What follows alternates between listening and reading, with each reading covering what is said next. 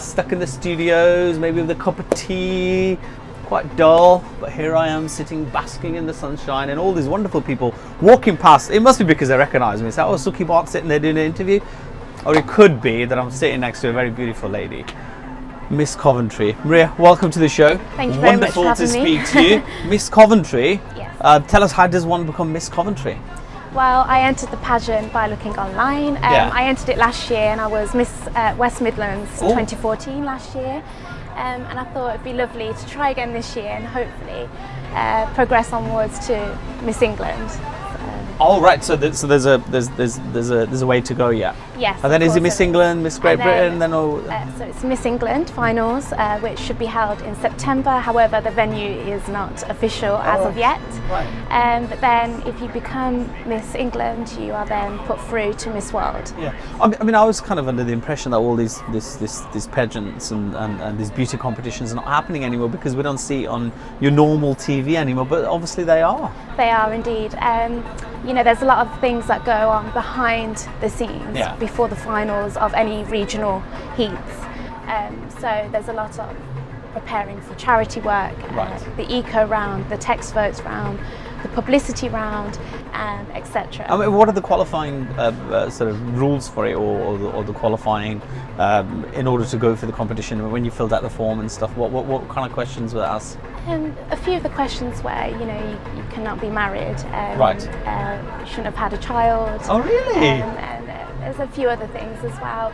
But I suppose. And is there an age limit as well? It's from the ages of 17 to 25. Right. I believe it's a good age. It's quite a challenging competition to be in, and it does take up quite a lot of your time.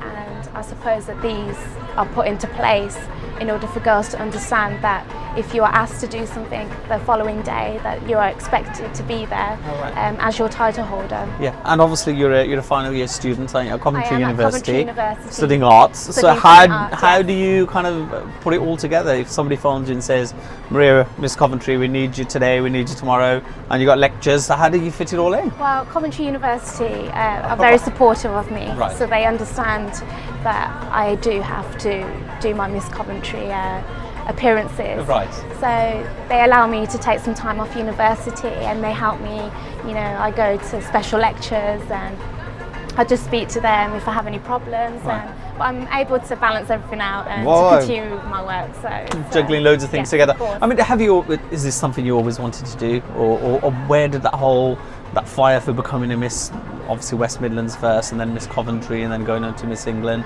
where did it all sort of start for you? I suppose it started as a young child when I was slightly bullied for the way I looked. Right. And the name calling and other things led me to want to make a change and to have a platform in order for me to reach out to the younger generation, girls and boys, to say that these issues do happen, but maybe this is the way to deal with things, or this is a campaign that I can show that everybody's unique, nobody's a clone of one another, and to just do whatever you feel. Yeah, and do you go into schools? Do you talk to schools? Do you talk to people? At the moment, children? being so stressed with uni work, I haven't. But as my studies start to finish, I will be entering into schools and speaking to children, hopefully getting in touch with bullying campaigns and trying to be the face of their campaign in order to reach out to other people. I mean, do you feel that you're inspiring people out there? I would like to think so. Watching you wherever. As I was crowned Miss Coventry, I did receive a few messages from the public, from young girls and young boys, saying that they're thankful that I've been out and tried to do something about this, and it's given them confidence. And if I've given somebody else confidence, then I know that I'm doing something right. I mean, do you openly talk about what happened at school? And obviously it's a huge issue. I mean, I've got children, and these kind of things happen on a daily basis, kind of thing. Of course. I mean, the first thing, if my children come up, I said, you know, try and deal with it yourself. And then obviously watching us today as well, you know, parents out there, what advice would you give them with regards to that? The important thing is that children need to learn to speak up about the issues. I know it's very difficult, and you feel that everybody else is against you, or you feel that nobody will listen to you, but if you find somebody on a relatable level that you can sit down and speak to about these issues, you know, even if it's just opening up about how you feel, then it will ultimately help you on the way to feeling better about yourself and doing something good. I mean, I was maybe wondering what kind of searching questions can parents ask, or I suppose it could be like in a difference in a behaviour, child's appetite, don't want to go to school, those sort of maybe those kind of pointers that you maybe point you into that direction. It's maybe seeing how you can give your child more confidence. You know, maybe just trying to get them into doing other things. You know, maybe doing gymnastics or dance classes or something that slowly that they can build their confidence within a public environment, because after you finish school you will be placed in a public environment where you know, you have to connect with other people, and it's important to understand that everybody's different and we all might go through the same problems and situations, but it's how you deal with it on a personal level. Be streetwise, is that what we're saying? I suppose. Or university-wise, or whatever, or just social skills as well. These social skills, it's understanding that these things do happen in terms of bullying, and it's just understanding how to deal with those issues. I mean, being Miss Coventry or being Miss West, you know, what are the perks that you get with being, you know, being the beauty winner of a beauty pageant? And so, can you just walk into straight things? I mean, could I try wearing one of those and walk into clubs and stuff like that? Does that work? I mean, I don't really go into clubs. Right. You know, although I work in one, I tend not to go out clubbing. You know, a lot of my time is put into how am I going to do a next charity event and university studies, and but I suppose the perks are, you know, building your portfolio as a model, or you know, helping you on your progression to maybe go into TV presenting, or you know, just building your skills and your confidence to go into doing something for your future. You know, I would have never thought I'd be able to sit here with so much confidence now, and I believe that you did brilliant. And I think obviously we were talking about off camera all the charity work that you go and do as well. So there's a lot of charity work that you're involved with, and you were saying maybe just simple as talking to somebody, just having a conversation with somebody, that matters. Of course, it's more about it. Of course, charity rounds is important to raise money, but it is also important to raise awareness, and to also listen to other people, the situations that they've gone through, to have that care for somebody else. You know, sometimes that can be uplifting, especially to quite a big campaign, and raising money will only help to just push it up. I mean, what's the secret to beauty then? Obviously you're a beautiful young girl and you won a pageant. I mean, what kind of tips could you give me? There's not much I can do with my hair. Okay, so let's just leave that out the way. I suppose it's just being healthy, you know, eating the right things. Okay, you can be naughty and eat a chocolate bar once in a while, but it's just understanding that just to be healthy, to have your 5 fruit and veg a day, to maybe just do a simple moisturising regime in the morning and at night time, to use, you know, good hair products. I told you not to mention the hair, but okay, fine. It's just looking after your body and understanding that. I think generally, obviously, people watching at home as well, you know, a lot of people, obviously, it's a daily show. I mean, what kind of, obviously, that kind of tips, but there's so much out there. I was reading something in the news today as well, something about where online dieting or something, or somebody bought some pills online and stuff like that because weight problems and stuff.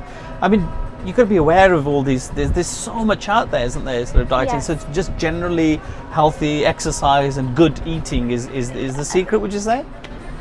I would, but I would also say that I think people put under pressure about how image should be in society.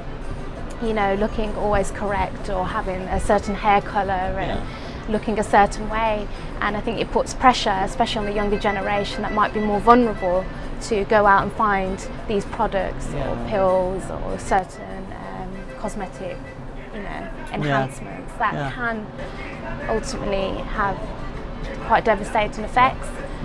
And I believe it's just not, I think there needs to be a lot of change in how people view and I suppose this is what's out there as well. I mean, even Moin was saying, I was saying to him, can you make me look nice? And he said, don't worry, we'll airbrush you later on. You know, he's standing there behind the camera, as if I need airbrushing, but that's very kind of him.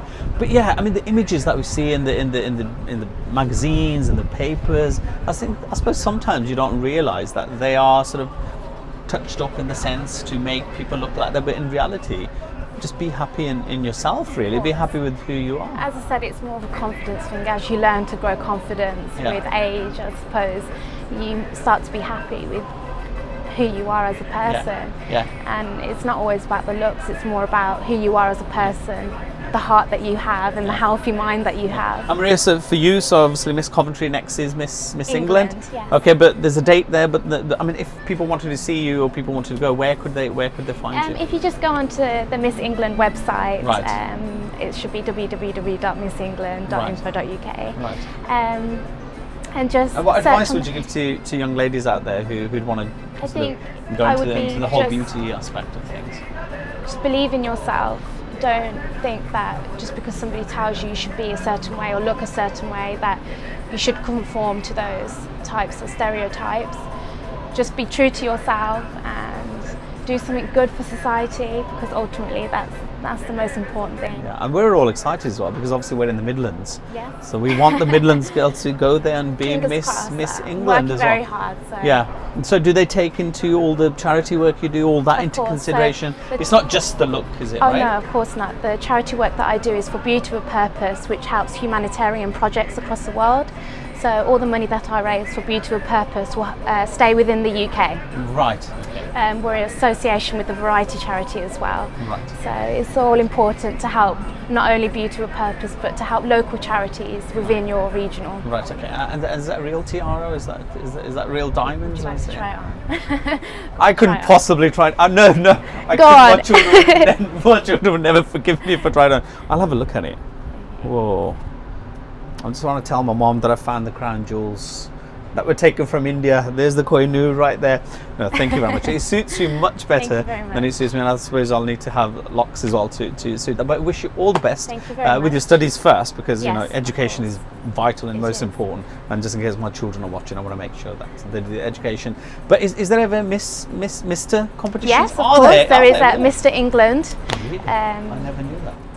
I knew So- the only one I knew is Mr. Punjab, but that's fantastic. So best of luck to you. Thank you very and much. Thank let you us very know. much for Let us know having how me. you get on and I will do, everything as thank well. you. And you're on Twitter and tweet. People can follow I you. am. Yeah? Just search up Maria Patru and I should be on Twitter Well, for thank you everybody to thank follow. you very much, Maria. very Right. much. Thank you very much. And it's back to the studio while Maria and I have a few cocktails. Oh, it's nice and sunny here.